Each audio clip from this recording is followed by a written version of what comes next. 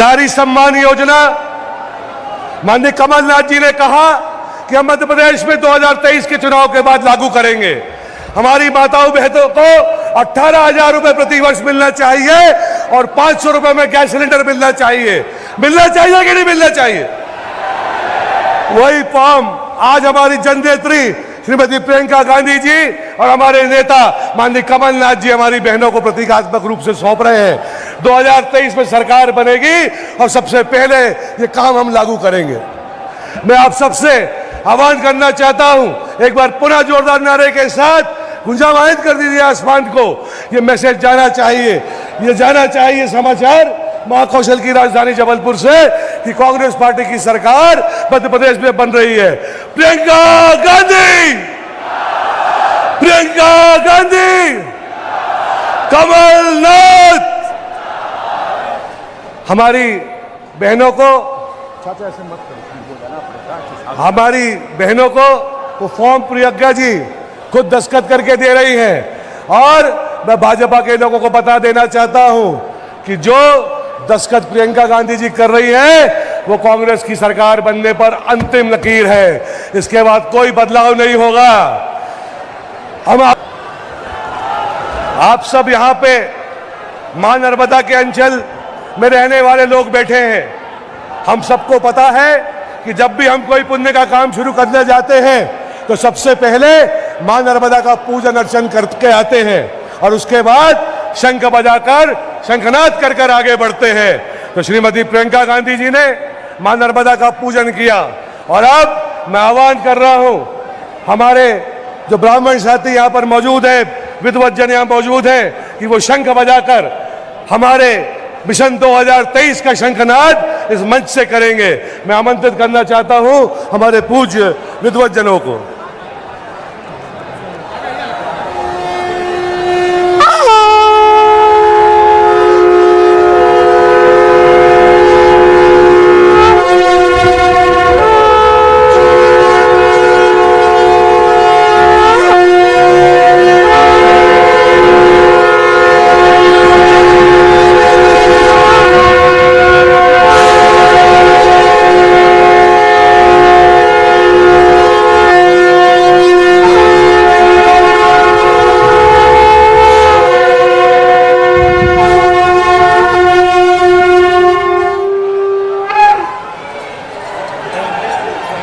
हम सबको आशीर्वाद ईश्वर का भी मिल रहा है। शंखनाद होते मौसम भी बदल गया। तो प्रियंका जी, आपके आने से मध्य प्रदेश का भी अब मौसम साफ हो रहा है। मैं आदिवासी साथी हमारे विधायक भाई डॉक्टर अशोक बसकोले जी आदिवासी प्रतीक चिन्ह तुर्रा उनको भेंट कर रहे हैं और हम सब यह जानते हैं कि कर्नाटका में जब प्रियंका जी प्रचार के बाद आई हैं तो हमें विशेष रूप से हमारे मर्यादा पुरुषोत्तम पूज्य भगवान श्री सीताराम जी के सबसे बड़े भक्त भगवान हनुमान जी का आशीर्वाद वहां पे मिला और वो जब गदा उनकी वहां पर चली तो उसका नतीजा आप सबने देखा। तो अब मध्य प्रदेश की बारी है और प्रभु राम के सबसे बड़े अनन्य भक्त हनुमान जी की गदा कर्नाटका के बाद संस्कारधानी जबलपुर में भी आ चुकी है और आपने उनके दर्शन भी किए हैं। अब चूंकि कमलनाथ जी आपको 2023 के चुनाव को लेकर मध्य प्रदेश में आगे बढ़ना है तो मैं जबलपुर में आप जब आए हैं तो प्रतीकात्मक रूप से, क्योंकि आप हनुमान जी के सबसे बड़े भक्त भी हैं, आपने छिंदवाड़ा में हनुमान जी की सबसे बड़ी विशाल मूर्ति का पूरे दुनिया में वहां पे निर्माण भी कराया जहां हम सब पूजा करने भी जाते हैं। मैं गौरव भनोट जी से और आसिफ जुनेजा जी से निवेदन करूंगा कि वही गदा का प्रतीक चिन्ह इस मंच पर आकर आप माननीय कमलनाथ जी को भेंट करें, जिससे आगे 2023 का जो चुनाव अभियान है उसमें प्रभु का आशीर्वाद हम सबको मिले।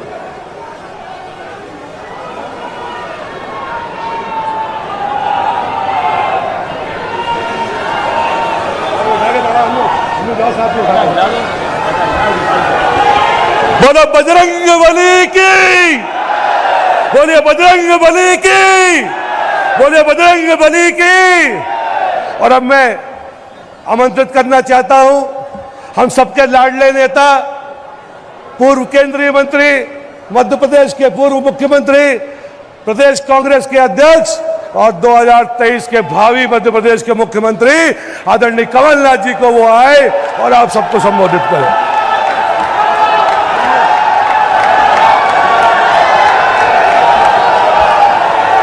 अब आप सब मेरे साथ मिलके बोलिएगा, नर्मदा मैया की, नर्मदा मैया की, नर्मदा मैया की।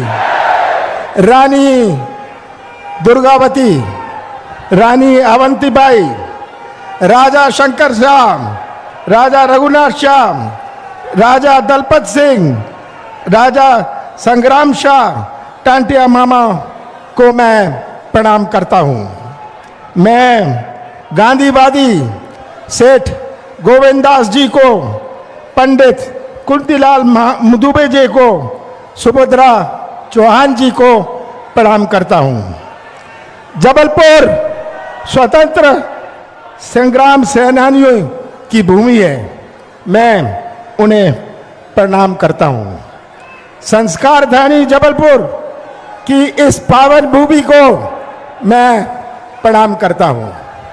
आदरणीय प्रियंका जी, गोविंद सिंह जी, दिग्विजय सिंह जी, सुरेश पचौरी जी, अरुण यादव जी, राहुल सिंह जी, मैं सबका नाम नहीं ले रहा, हमारे मेयर, हमारे सब विधायक, आपके जबलपुर के विधायक, सभी आदरणीय बुजुर्गों, भाइयों और बहनों, सबसे पहले मैं प्रियंका गांधी जी को धन्यवाद देना चाहता हूं कि उन्होंने 2023 का आज शंखनाद कर रहे हैं। और ये एक चुनाव की केवल बात नहीं है, ये मध्य प्रदेश की भविष्य की बात है।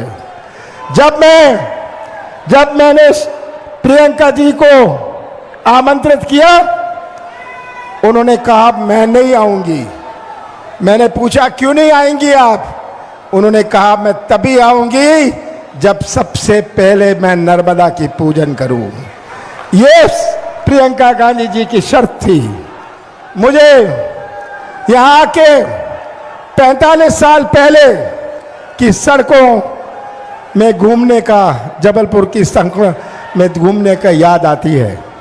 मुझे यहाँ आकर अपनी जवानी की भी याद आती है। ये मत सोचिएगा कि मैं बूढ़ा हो गया हूं। मुझे गर्व है प्रियंका जी कि आप वहां आई हैं, जबलपुर आई हैं, जो संस्कारधानी है। केवल संस्कारधानी नहीं है, ये हमारी संस्कृति धानी है। हमारी जो संस्कृति जोड़ने की संस्कृति है, हम दिल जोड़ते हैं, संबंध जोड़ते हैं, रिश्ता जोड़ते हैं। आज भारत क्या है? भारत ऐसा देश है जैसा कोई विश्व में नहीं है। कोई ऐसा देश विश्व में नहीं है जहां इतने धर्म हों। कोई ऐसा देश विश्व में नहीं है जहां इतनी जातियां हों। कोई ऐसा देश विश्व में नहीं है जहां इतने देवी देवताएं हों। कोई ऐसा देश विश्व में नहीं है जहां इतने त्योहार हों। कोई ऐसा देश विश्व में नहीं है जिसने अन्य धर्म को भी जीवित किया, अन्य धर्म को जीवित किया। आज मेरा दिन नहीं है, आज प्रियंका गांधी जी का दिन है। और आप सब प्रियंका गांधी जी को सुनने के लिए बहुत देर से इंतजार कर रहे हैं। मैं आपको ज़्यादा देर परेशान नहीं करूंगा। प्रियंका जी हमारी संस्कृति जो जोड़ने की संस्कृति है, ये उसकी राजधानी है। धर्म विचार का विषय है, आचार का विषय है, धर्म प्रचार का विषय नहीं है। भारतीय जनता पार्टी जो इसे प्रचार का विषय बनाती है, ये प्रचार का विषय नहीं है, राजनीतिक मंच में रहती है। मैं हिंदू हूं, मैं हिंदू हूं, मैं गर्व से कहता हूं मैं हिंदू हूं, पर मैं बेवकूफ नहीं हूं। ये सबसे बड़ी बात है।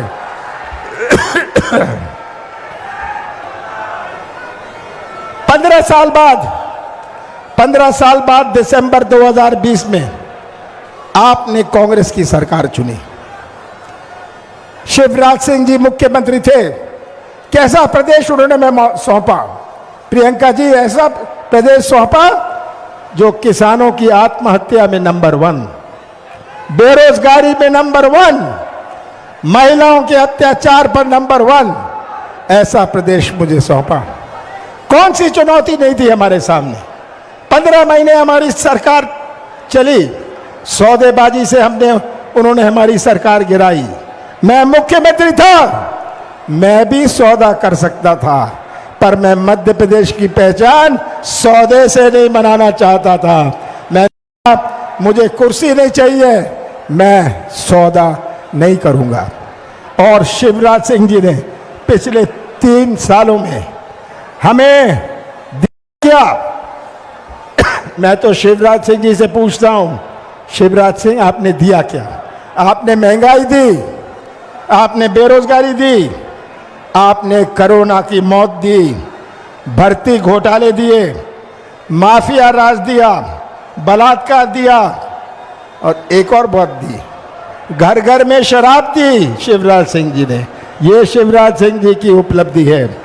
मैं शिवराज सिंह से मुकाबला नहीं कर सकता। मैं उनके नाचने से मुकाबला नहीं कर सकता। मैं उन्हें हरा नहीं सकता नाचने में। मैं शिवराज सिंह जी को गाने में नहीं हरा सकता। मैं शिवराज सिंह को कलाकारी में नहीं हरा सकता। मैं शिवराज सिंह को घोषणाओं में नहीं हरा सकता, पर मैं हरा सकता हूं उन्हें सच्चाई में। मैं हरा सकता हूं। ये शिवराज सिंह जी की आज मैं चुनौती देता हूं। मैं ज्यादा ना बोलते हुए आपसे इतना ही कहना चाहता हूं कि ये चुनाव किसी उम्मीदवार का केवल नहीं है, किसी पार्टी का केवल नहीं है। ये चुनाव मध्य प्रदेश के भविष्य का है। मध्य प्रदेश का भविष्य के चुनाव है, और आपको तय करना है आप कैसा प्रदेश आगे आने वाली पीढ़ियों को सौंपना चाहते हैं। मैं नौजवानों को देख रहा हूं, इतने सारे नौजवानों को देख रहा हूं यहां। आज ये हमारी सबसे बड़ी चुनौती है। आज का बेरोजगार नौजवान, इसकी अपनी सोच है। आज का नौजवान ठेका नहीं चाहता, कमीशन नहीं चाहता। आज का नौजवान तो व्यवसाय का मौका या अपने हाथों को काम चाहता है। ये हमारी सबसे बड़ी चुनौती है। और मैं अंत में यही कहना चाहूंगा कि 5 महीने बाद कमलनाथ को मत देखना, कांग्रेस को मत देखना, मध्य प्रदेश की तस्वीर अपने सामने रख लेना और सच्चाई का साथ देना। आप सच्चाई का साथ देंगे तो हम अपने मध्य प्रदेश का भविष्य सुरक्षित रख पाएंगे। हमारे जबलपुर में तो 4 विधायक हैं, और आगे आने वाले चुनाव में मुझे इसका पूरा विश्वास है कि पूरा जबलपुर जिला और जबलपुर कैंट और जबलपुर शहर का झंडा हमारी मध्य प्रदेश की विधानसभा में लहराएगा। आप सबका बहुत बहुत धन्यवाद। अब हमारे जबलपुर के मेयर, हमारे चारों विधायक माननीय तरुण जी, लखन जी, दिनेश जी, विवेक तनखा जी, ये सामूहिक रूप से श्रीमती प्रियंका गांधी जी का स्वागत करेंगी।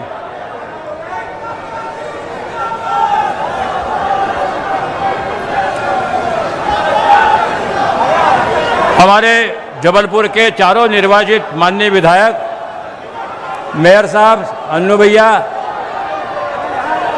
प्रियंका जी का और कमलनाथ जी का हार्दिक स्वागत कर रहे हैं।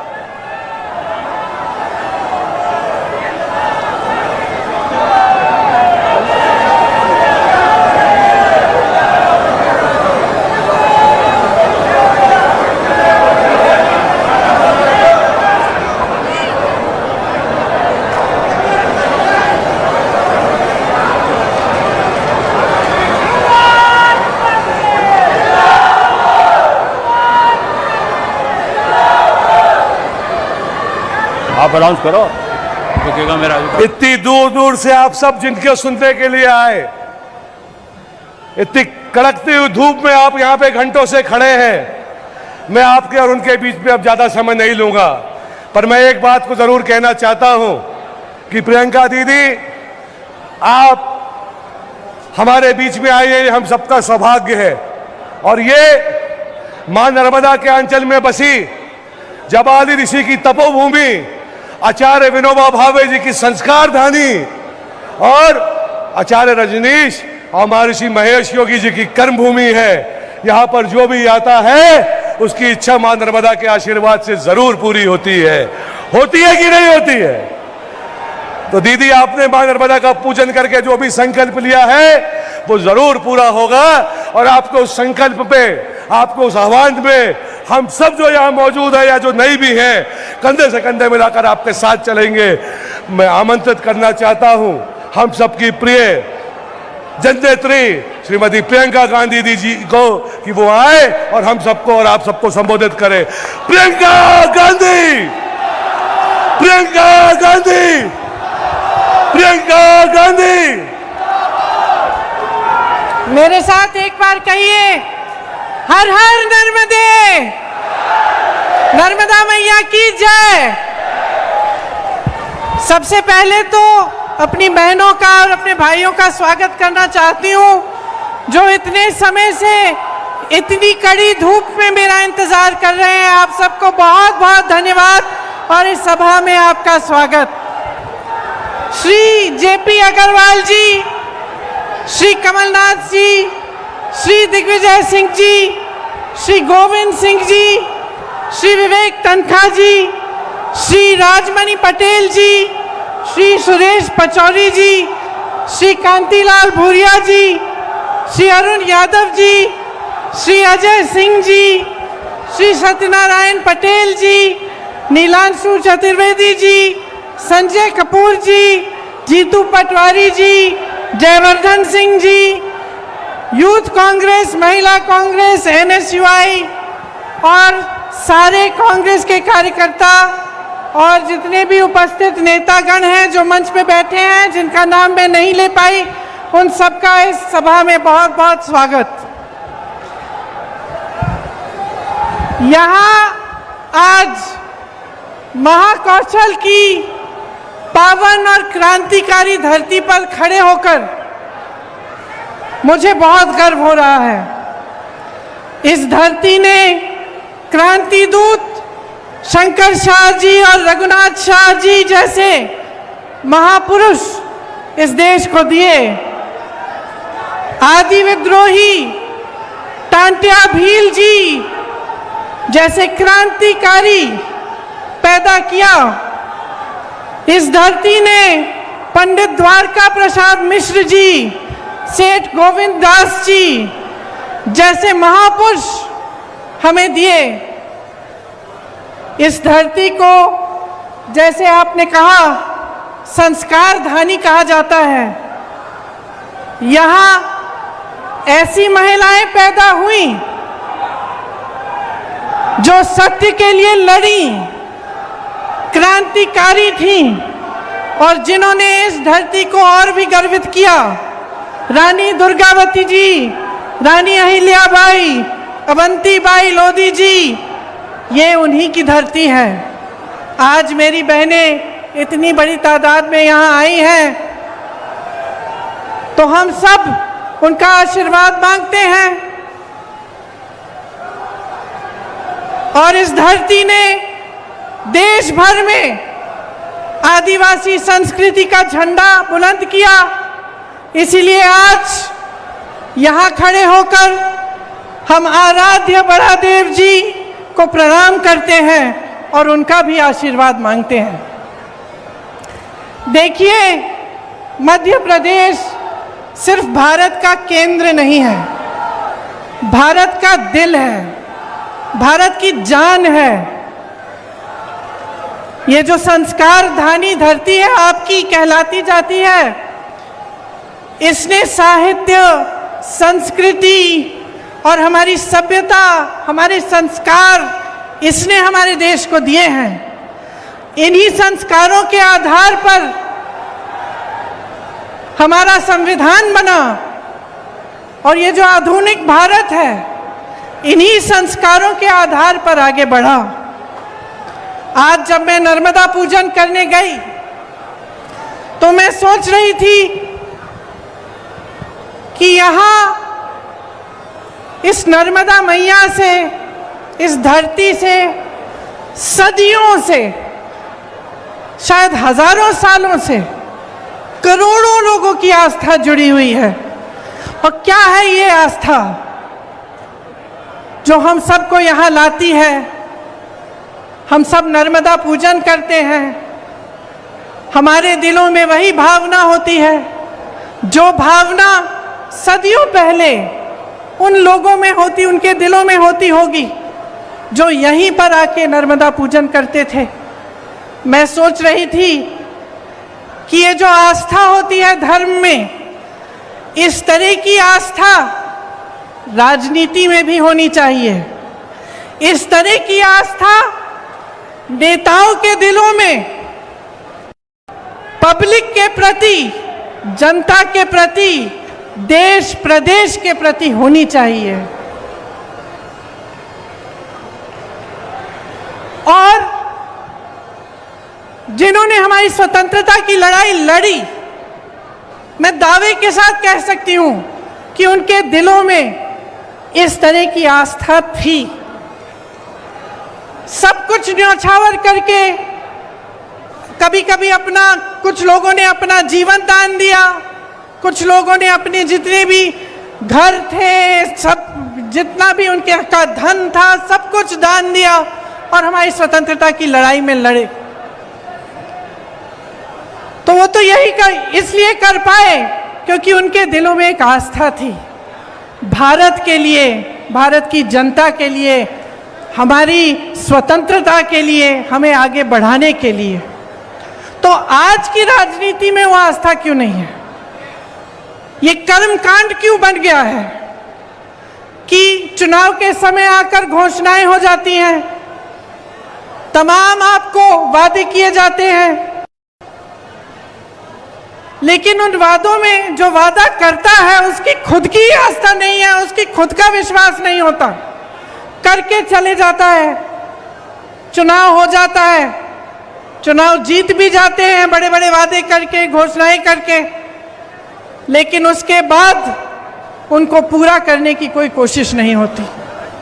तो आज यहाँ खड़े होकर, इस संस्कार धानी धरती पर खड़े होकर मैं आपको याद दिलाना चाहती हूँ एक पुरानी राजनीति की, जिसमें हमारे नेता जो कहते थे वो करके दिखाते थे, जिसमें हमारे नेता सब कुछ न्यौछावर करके आपके लिए दिन रात एक करते थे। आपकी सेवा सर्वोपरि होती थी उनके दिल में, उनके दिमाग में। और मैं कहना चाहती हूँ कि जो आपके साथ पिछले 18 सालों से हो रहा है वो गलत हो रहा है,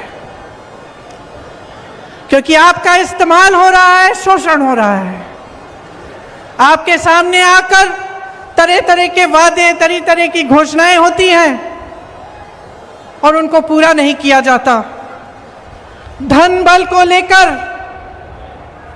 धनादेश के बल पर जनादेश को कुचला जाता है।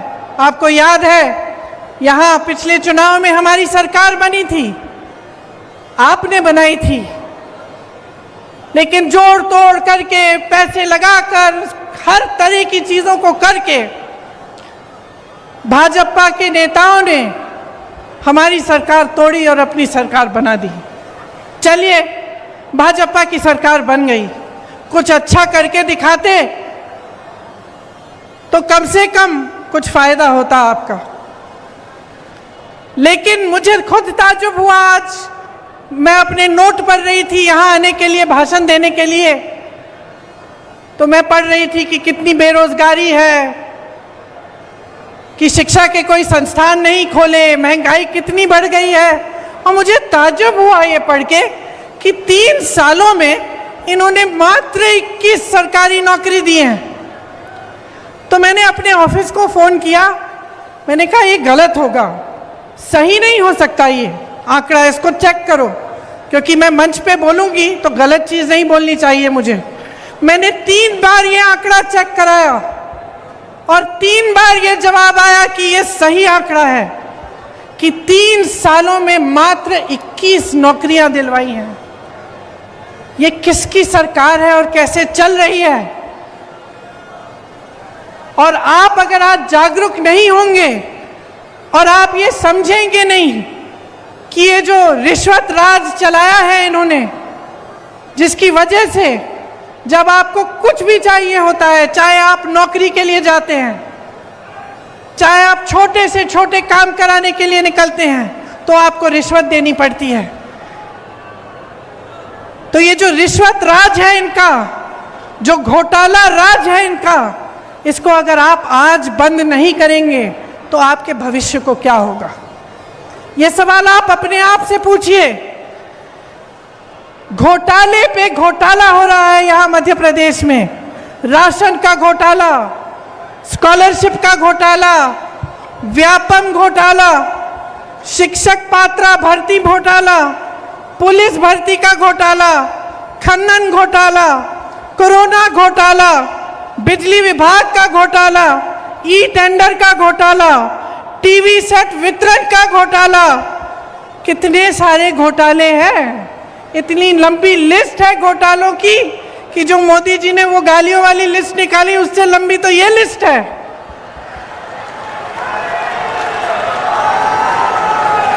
इन्होंने नर्मदा मैया को नहीं छोड़ा, खनन करा रहे हैं वहां, महाकाल के कॉरिडोर को नहीं छोड़ा।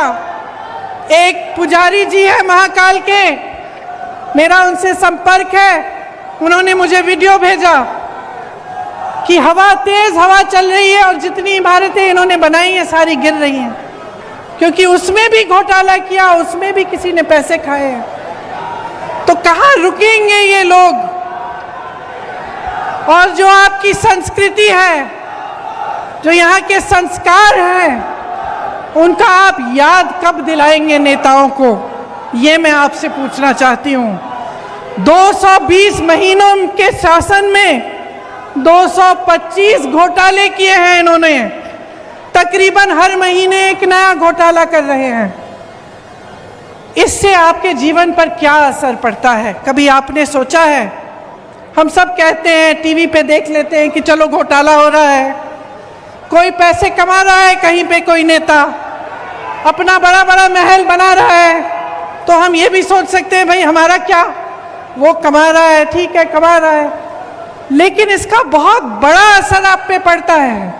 जो भ्रष्टाचार होता है, इसका सबसे बड़ा असर पब्लिक पर ही पड़ता है, क्योंकि जहाँ पे सरकार का ध्यान होना चाहिए, मंत्रियों का ध्यान होना चाहिए, वहाँ से ध्यान हटता है। सिर्फ जब लूट और सत्ता में ध्यान रहता है तो पब्लिक का ध्यान नहीं रहता। जहाँ विकास के कार्य करने पड़ते हैं, पैसे उनमें डलने चाहिए, पूंजी उसमें डलनी चाहिए, वो नहीं डलती। जब अपने लिए पैसे लूटने में पड़ जाते हैं नेता, तो पब्लिक पीछे छूट जाती है, आपकी ज़रूरतें पीछे छूट जाती हैं, और जो कार्य होने चाहिए आपके लिए वो नहीं होते। 18 सालों से ये सत्ता में है, तो आप सोचिए, जब इतने सालों से कोई सत्ता में रहता है तो एक आलस सा हो जाता है। वो सोचता है कि वो कभी सत्ता छोड़ने वाला नहीं है, कि वो निकलेगा नहीं सत्ता से, और ये इनके व्यवहार में स्पष्ट दिखने लगा है। जैसे कुछ दिनों पहले यहाँ आकर उन्होंने एक महिलाओं के लिए एक अनाउंसमेंट की, तो इसलिए की क्योंकि 6 महीने में चुनाव आ रहा है। भाई तुम्हारी 5 साल से सरकार थी, 3 साल से तुम चले आ रहे हो, सरकार चला रहे हो, तो तुमने ये घोषणा पहले क्यों नहीं की? इस समय करने की क्या जरूरत है? तो ये इनका व्यवहार दिखा रहा है हमें कि ये सब कर्मकांड है। इनके दिलों में आपके लिए कोई आस्था नहीं है, कोई विश्वास नहीं है, अपनी ही बातों पर यहाँ आकर घोषणाएं करते हैं, उन्हें पूरा नहीं करते। बड़ी बड़ी बातें होती हैं, डबल इंजन, ट्रिपल इंजन की बातें होती हैं, बहुत देख लिया हमने डबल इंजन और ट्रिपल इंजन की सरकारें। हिमाचल में भी ये कहते थे, कर्नाटका में भी ये कहते थे, और जनता ने दिखा दिया इनको कि ये डबल इंजन की बातें बंद करो, ये दिखाओ, नहीं तो आपको हम निकाल देंगे। तो आज आपके प्रदेश में कमर तोड़ महंगाई है। मैं जानती हूँ, मेरी बहनें यहाँ बैठी हैं, कितना संघर्ष करती हैं आप। मैं जानती हूँ कि सुबह से शाम तक आप काम करती हैं, और मेरे भाइयों बुरा मत मानना, लेकिन मैं महिलाओं में कहूँगी कि महिलाएं थोड़ा आपसे ज़्यादा काम करती हैं, क्योंकि आप खेती में काम करते हैं या मजदूरी करते हैं तो घर आके आप आराम से लेटते हैं। महिलाएं बाहर जाती हैं, काम करती हैं, मजदूरी करती हैं, या कोई नौकरी करती हैं, या ऑफिस में ही बेशक काम करती हैं, तो घर आके भी काम करती हैं। और जब तक घर का काम ख़त्म नहीं होता, जब तक सब सही सलाम, सबने खाना नहीं खाया होता तब तक सोती नहीं है। इसीलिए मेरे दिल में एक खास जगह है अपनी बहनों के लिए कि महंगाई का बोझ सबसे ज़्यादा आप उठा रही हैं। गैस सिलेंडर को तो इतना महंगा कर लिया है कि खरीद नहीं पाते, भरवा नहीं पाते। आप सब्जी खरीदने के लिए दुकान जाती हैं तो आधी चीज़ें आप बगैर खरीदे ही वापस आ जाती हैं। और महंगाई की मार सिर्फ महिलाओं को नहीं, लेकिन सबको है। किसानों को देखिए, पेट्रोल डीजल के दाम इतने बढ़ गए हैं, जो ना पड़ता है, चाहे खाद हो, चाहे कुछ भी हो, महंगा पड़ गया है। बहुत ज़्यादा महंगाई हो गई है। आपके प्रदेश में भयंकर बेरोजगारी है।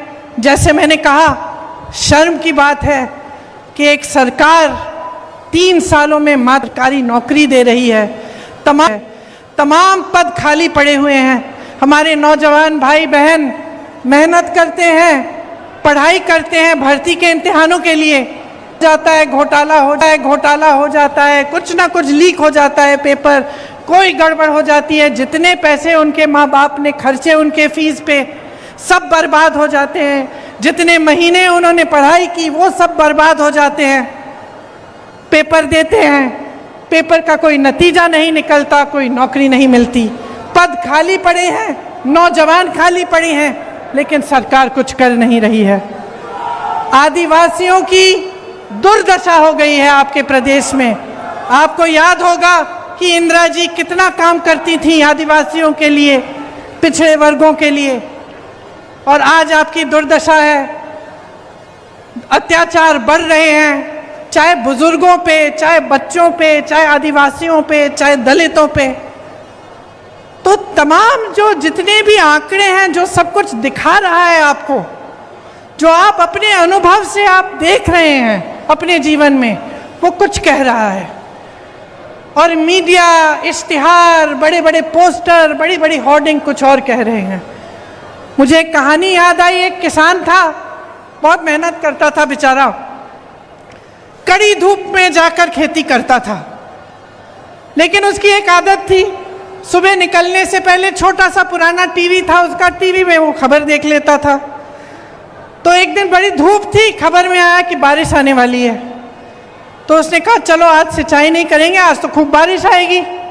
निकला काम के लिए, पूरे दिन धूप रही, बारिश नहीं आई। उसने सोचा चलो खबर गलत होगी, कल सिंचाई कर लेंगे। घर आ गया, अगले दिन फिर निकला, फिर खबर देख ली, फिर खबर में आया कि बारिश आने वाली है। फिर उसने सिंचाई नहीं की। ऐसे 5, 6, 7 दिन गुजर गए और वो इसी इंतज़ार में रहा कि भाई आज बारिश आएगी। बारिश नहीं आई, खेती एकदम सूख गई। घर आके रोने लगा। अपने गुरुजी के पास गया कि भाई मैं तो इंतज़ार कर रहा था, मेरा सारा खेत सूख गया, मैं क्या करूं? तो उसके गुरुजी ने उसको कहा, ये मूर्ख, तुमने अपने अनुभव से नहीं देखा क्या हो रहा था? तुम्हारे सामने तुम्हारा खेत सूख रहा है और तुम इंतजार कर रहे हो कि बारिश आएगा क्योंकि खबर ने कह दिया। तो यही तो हो रहा है आज देश में, प्रदेश में। महंगाई बढ़ गई, बेरोजगारी बढ़ गई, अत्याचार बढ़ रहे हैं, आपस में फूट बढ़ रहा है। और आपको बताया जा रहा है कि कोई सुनहरा दौर चल रहा है। आप गैस का सिलेंडर खरीद नहीं सकते, आपके बच्चों को नौकरी नहीं मिल रही है, शिक्षा का एक नया संस्थान नहीं बनाया गया, सड़कें आपकी पुरानी पड़ी हुई हैं, कोई व्यवस्था नहीं है, खाद की व्यवस्था नहीं है, पानी की व्यवस्था नहीं है, लेकिन आपको बताया जा रहा है कि बारिश आने वाली है, आपको बताया जा रहा है कि सुनहरा दौर है। मोदी जी G20 कर रहे हैं, हमें बहुत गर्व होना चाहिए अपने देश पे, लेकिन आपके सामने, आपकी आंखों के सामने क्या हो रहा है उसके प्रति आप जागरूक कब होंगे? आप कब देखेंगे कि इन 3 सालों में इस भाजपा की सरकार ने आपके लिए क्या किया? यहाँ पे जितने भी नौजवान हैं, हाथ उठा के मुझे बताओ कितनों को नौकरी मिली है। अगर उन 21 बच्चों में से एक है तो हाथ उठा लो भाई, उठाओ। नहीं मिली? नहीं मिली नौकरी किसी को? आप एक जना हाथ उठा के बता दें मुझे कि क्या आपका जीवन सुधरा है? 3 सालों में तरक्की हुई है आपकी? आप ये मुझे बता दीजिए कि महंगाई बढ़ी है कि घटी है? बढ़ी है ना? किसान इस देश की रीढ़ की हड्डी है, ये देश किसानों ने बनाया है।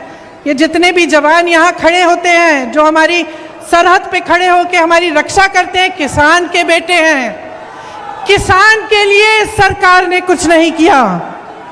फसल का दाम नहीं मिलता, गेहूं, धान, सोयाबीन, सब्जियों का दाम नहीं मिलता।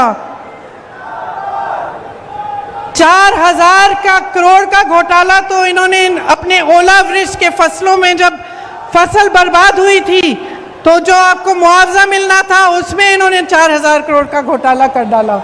किसान को मुआवजा नहीं मिला, इन्होंने फर्जी मुआवजे बांट दिए। तो देखिए, चाहे किसान हो, चाहे मेरी आदिवासी बहन भाई हो, जिनके खिलाफ अत्याचार बढ़ रहा है, जिनको कोंदो कुटकी और अन्य उपज का दाम नहीं मिलता, जिनको वन अधिकार नहीं मिलता, चाहे मेरी बहनें हो, चाहे प्रदेश के नौजवान हो, किसी के लिए कुछ नहीं हो रहा है। ये सरकार चली है तो घोटालों के लिए चली है, भ्रष्टाचार करने के लिए चली है, और जैसे हमने भाजपा के नेताओं को पूरे देश भर में देखा है, सत्ता के लिए कुछ भी कर डालेंगे। मुझे अफसोस है कि मध्य प्रदेश के हमारे भी कुछ ऐसे नेता थे जो सत्ता की वजह से छोड़ के चले गए, अपनी विचारधारा भूल गए। तो अब देखिए, आपके प्रदेश के मुख्यमंत्री घोषणावीर जी हैं। 18 सालों में इन्होंने 22,000 घोषणाएं की। अगर 22,000 नौकरियां ही दिलवा देते तो कुछ फायदा होता इनका, लेकिन इन्होंने कुछ नहीं किया। जितनी घोषणाएं की उनमें से 1% शायद पूरी होंगी। तो सच्चाई आपके सामने है। ये जबलपुर शहर है, आप सब जानते हैं, देश प्रदेश चलाने के लिए देखिए एक विजन चाहिए होता है, एक नजरिया होना चाहिए, एक इच्छा होनी चाहिए निर्माण करवाने की। इस शहर में जितने काम कराए गए थे, जो कांग्रेस की सरकारों ने कराए, वो एक नजरिए के साथ कराए, आपके विकास को लाने के लिए। जवाहरलाल नेहरू जी, उन्होंने देश में IIT जैसे बड़े संस्थान बनाए। इंदिरा जी ने हरित क्रांति कराई। राजीव जी ने आधुनिक भारत के लिए काम किया। मनमोहन सिंह जी ने बहुत काम किया भारत को आगे बढ़ाने के लिए। एक नजरिया था उनके दिल में, उनके मन में एक नजरिया था कि देश को कैसे आगे बढ़ाना है। आज जो हम काम कर रहे हैं उसका 15-20 सालों में, 25 सालों में क्या असर पड़ेगा। तो जबलपुर एक ऐसी शहर है जो उस नजरिए को लेकर उसका निर्माण हुआ। यहाँ पर ऑर्डिनेंस फैक्ट्रीज होती थी, आज बंद होने के कगार पे हैं। सरकारी कर्मचारियों का ये यहाँ पे बहुत सारे सरकारी कर्मचारी हैं, आर्मी के लोग हैं, रेलवेज में काम करने वाले लोग हैं, प्रबुद्ध जीव हैं बहुत सारे जबलपुर में। और आज देखिए कि आपके जबलपुर का क्या हाल है, सरकारी नौकरियां जो हैं उनका क्या हाल है। एक देखिए, सरकारी नौकरी इसलिए लोग लेते थे क्योंकि उनको लगता था कि कम से कम जीवन भर हम नौकरी करेंगे, उसके बाद हमारी कोई सिक्योरिटी होगी, सुरक्षा होगी, हमें पेंशन मिलेगा। आज ये स्थिति है कि पूरे देश भर में सरकारी कर्मचारी रो रहे हैं कि हमें पुराना पेंशन वापस दे दीजिए, हमें ये नया पेंशन नहीं चाहिए। और उनकी कहीं भी कोई सुनवाई नहीं है। सिर्फ कांग्रेस के प्रदेशों में, हिमाचल प्रदेश में, छत्तीसगढ़ में, राजस्थान में पुराना पेंशन फिर से लागू हुआ है। क्योंकि जैसे मैंने कहा, दो तरह की राजनीति है इस देश में। एक जो आप में आस्था रखती है, विश्वास रखती है पब्लिक में, और एक जो सत्ता में आस्था रखती है। तो जो सत्ता में आस्था रखते हैं वो कभी आपकी सुनवाई नहीं करेंगे। कांग्रेस पार्टी आपकी सुनवाई करती है। जहां जहां हमारी सरकारें हैं, आप खुद देखिए और खुद आकलन करिए कि जो कहा है वो किया है कि नहीं। अभी अभी कर्नाटका में सरकार बनी है, 5 गारंटी दिए थे, 5 के 5 गारंटी कैबिनेट में पास हुए हैं। राजस्थान में पुराना पेंशन लागू है। तमाम ऐसी स्कीमें हैं जिनका वादा चुनाव में किया था, आज लागू हो रही हैं। यहाँ बगल में छत्तीसगढ़ है, छत्तीसगढ़ में सबसे ज़्यादा किसानों को धान का दाम मिल रहा है पूरे देश भर में। छत्तीसगढ़ में भी पुरानी पेंशन लागू है। आप हिमाचल को देखिए, जो वादे किए वो पूरे करने जा रहे हैं। इसीलिए मैं आग्रह करती हूँ कि आप जागरूक बनिए और जो सच्चाई है उसको पहचानिए। आपके सामने जो हो रहा है, आप जीवन में जो संघर्ष कर रहे हैं, वो संघर्ष बढ़ रहा है, इसको समझिए। और ये देखिए कि कांग्रेस पार्टी के नेता, कांग्रेस पार्टी की सरकारें अपने प्रदेशों में क्या कर रही हैं। और आपको खुद समझ में आ जाएगा कि जब कांग्रेस की सरकार मध्य प्रदेश में आई थी, जिससे पहले कि भाजपा ने उसको गिराकर ये सरकार बनाई, तब उन्हीं 1.5 सालों में कितना काम किया गया। 27 लाख किसानों का 11,600 करोड़ कर्ज माफ किया उन 1.5 सालों में। सामाजिक सुरक्षा पेंशन को 300 रुपये से 600 रुपये तक बढ़ाया गया था। 1 करोड़ परिवारों को 100 रुपये में 100 यूनिट बिजली योजना का फायदा हुआ था। 1000 गौशालाओं का निर्माण हुआ था। आदिवासियों के लिए 12,000 बर्तन बैंक बनाए गए थे। ये सब काम 1.5 साल में कांग्रेस की सरकार ने किया। और आज भी ऐसे ही काम कांग्रेस की सरकारें जहां जहां उनकी सरकार है वहां पे कर रही हैं।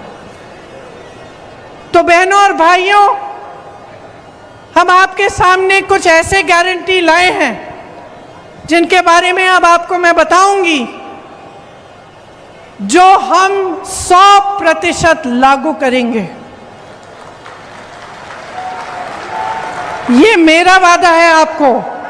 यही वादा मैंने कर्नाटका में किया, यही वादा कर्नाटका के नेताओं ने किया, राहुल गांधी जी ने किया, और कर्नाटका की सरकार बनते ही उस कैबिनेट ने पास किया हुआ है।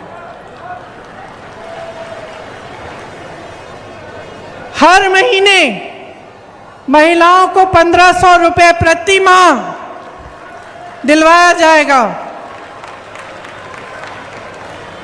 गैस का सिलेंडर 1000 रुपये का नहीं, 500 रुपये का आपको मिलेगा। आपके लिए 100 यूनिट बिजली माफ होंगे, सबके लिए। 200 यूनिट बिजली बिल की हाफ होगी, मतलब आधी। हम मध्य प्रदेश में भी पुराना पेंशन लागू करेंगे। आपका दर्द हम समझते हैं, कर्मचारियों का दर्द हम समझते हैं। आप देखिए इन्होंने क्या नहीं किया। आर्मी में भी इन्होंने 4 साल का वो कर दिया है, कर्मचारियों का पेंशन कटवा दिया है। तो हम कह रहे हैं कि सरकारी कर्मचारी सारे सुन लें, पुरानी पेंशन लागू होगी। जो किसान कर्ज माफ करने का काम हमने शुरू किया था उसको पूरा करेंगे और जो बचे हुए किसान हैं उनका ऋण माफ किया जाएगा। ये हमारी गारंटी है। और देखिए, दिल से मैं कह रही हूं कि बहुत साल हो गए, केंद्र में 9 साल हो रहे हैं, आपके प्रदेश में 18 साल हो रहे हैं। ये राजनीति बहुत आगे बढ़ चुकी है जो आपको नकार रही है, आपकी ज़रूरतों को नकार रही है।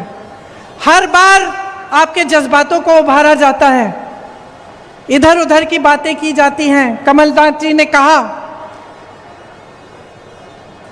हम भारतीय हैं, हम सबके लिए धर्म से बड़ा कुछ नहीं है, हमारी आस्था से बड़ा कुछ नहीं है। चाहे हम किसी भी धर्म के हो, हम उसे दिल में मानते हैं, वो हमारे लिए सर्वोपरि है। लेकिन उसका मतलब ये नहीं है कि पब्लिक को बहकाया जाए, कि पब्लिक के जज्बातों को उभार कर वोट मांगा जाए, उसका मतलब नहीं है। और अगर नेता ऐसा कर रहा है या एक राजनीतिक दल बार बार ऐसा कर रहा है कि चुनाव का समय आया, आपके जज्बात उभार दिए, आपकी काम की बात नहीं की, तो आप उनकी आदत बिगाड़ रहे हो। वो तो है ही बिगड़े, क्योंकि आपको बार बार जज्बातों पर उकसा रहे हैं लेकिन आपका काम नहीं कर रहे हैं। लेकिन आप बिगाड़ रहे हो क्योंकि आप बुरी आदत डलवा रहे हो। उस नेता को कभी ये एहसास नहीं होगा कि अगर वो आपका काम नहीं करेगा तो उसको सत्ता छोड़नी पड़ेगी। समझ रहे हैं आप मेरी बात? आपको समझाना पड़ेगा, दिखाना पड़ेगा नेताओं को, और उसमें हम सब शामिल हैं कि अगर हम आपका काम नहीं करें और चुनाव के समय आपके जज्बात उभारने की बात कर लें, या आपको किसी जैसे आप जज्बाती मामले पे आपको उकसा दें और फिर उसके बल पर आपके वोट लेके सत्ता में बैठ जाएं, लेकिन फिर आपकी बिजली हम ना दिलवाएं, आपका विकास हम ना करवाएं, आपकी सड़कें ठीक नहीं हो रही हैं, आपके बच्चों के लिए शिक्षा के मौके नहीं दिलवा रहे हैं, नौजवानों को रोजगार नहीं दिलवा रहे हैं और सिर्फ सत्ता के मजे ले रहे हैं, तो आपको सबक सिखाना पड़ेगा। तो मैं कहना चाह रही हूं कि 18 साल हो चुके, 18 साल में आपने सब कुछ देख लिया। अगर किसी इंसान ने 18 साल में अपनी असलियत आपको नहीं दिखाई और आपको ये पता नहीं चला कि वो आपका काम नहीं करने वाले हैं, तो शायद कभी नहीं पता चलेगा।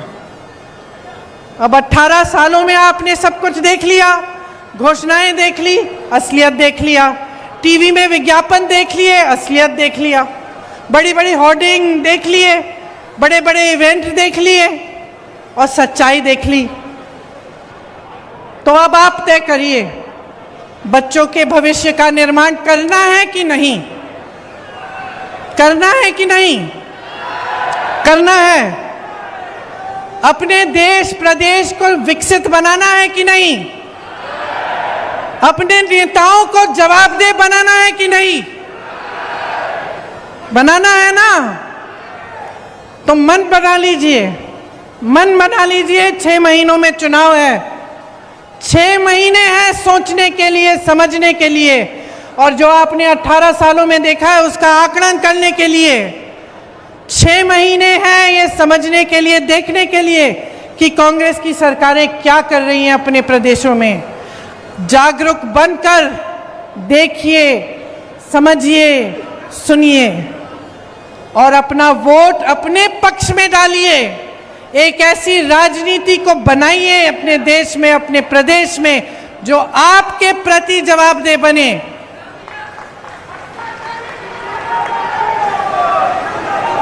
बहुत हो गया ये भ्रष्टाचार, आपको गुमराह करने का बहुत काम हो गया।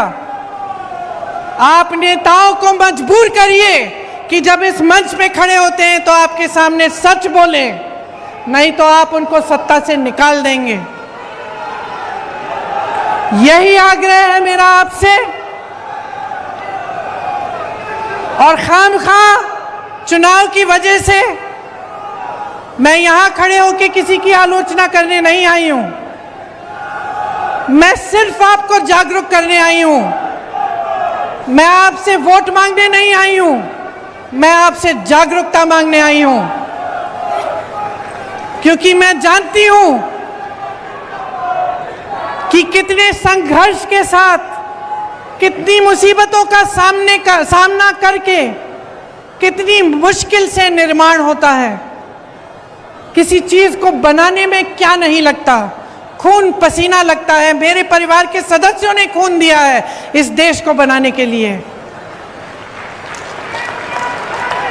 तो मैं जानती हूं कि निर्माण में कितना संघर्ष है, और मैं जानती हूं कि सत्ता को भोगना कितना आसान है। मुझे दिखता है कि क्या हो रहा है, और मैं चाहती हूं कि जो मुझे दिख रहा है वो आपको भी दिखे, सच्चाई दिखे, और सच्चाई के आधार पर, अपने भविष्य के आधार पर, अपने देश और अपनी देश के प्रति आस्था और भक्ति के आधार पर आप अपना वोट डालें। इसलिए आज हमारे प्रचार का, शायद हमारी प्रचार का शुरुआत है। मैं बहुत सौभाग्य की बात मानती हूं कि ये शुरुआत नर्मदा मैया के तट पर हुआ।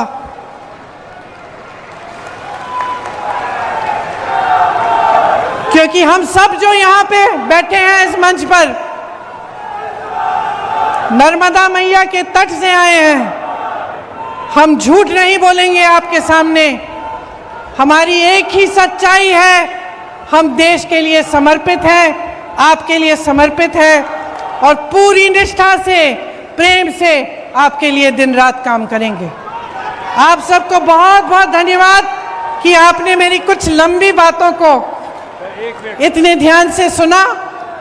मेरी आशा है कि इन पर ध्यान में आप घर जाकर भी देंगे और थोड़ा समझने की कोशिश करेंगे कि आपकी भलाई के लिए ही मैंने ये सब बातें कही। बहुत बहुत धन्यवाद। जय हिंद, जय हिंद, जय हिंद। जगत गुरु शंकराचार्य द्वारकापीठ झूठेश्वर से प्राप्त आशीर्वाद माननीय कमलनाथ जी प्रियंका जी को देंगी। श्री लखन घनघोरिया और संजय यादव उनको दें। ये आशीर्वाद जो दे रहे हैं हमारे झूठेश्वर में जगत गुरु शंकराचार्य का जो पीठ है उनकी ओर से आशीर्वाद है। अब मैं डॉक्टर नीलेश जैन से कहूँगा कि वे आभार प्रदर्शन करें। बोलते जवाली ऋषि की तपोभूमि में मां नर्मदा के तट पर देश की यशस्वी नेत्री श्रीमती प्रियंका जी और हमारे प्रदेश के पूर्व मुख्यमंत्री, मध्य प्रदेश कांग्रेस कमेटी के अध्यक्ष परम आदरणीय श्रद्धेय कमलनाथ जी और मंच में विराजमान समस्त वरिष्ठ नेताजन, और इस चुनाव अभियान की शुरुआत में, इस शंखनाद में जो आज यहाँ से ज्योति जलेगी विजय, उसमें आए हमारी पूरी दूर दूर दराज से जनता जनार्दन एवं आदिवासी भाई, किसान भाई, कांग्रेस जन और मातृशक्ति, मैं तमाम लोगों का बहुत बहुत धन्यवाद देता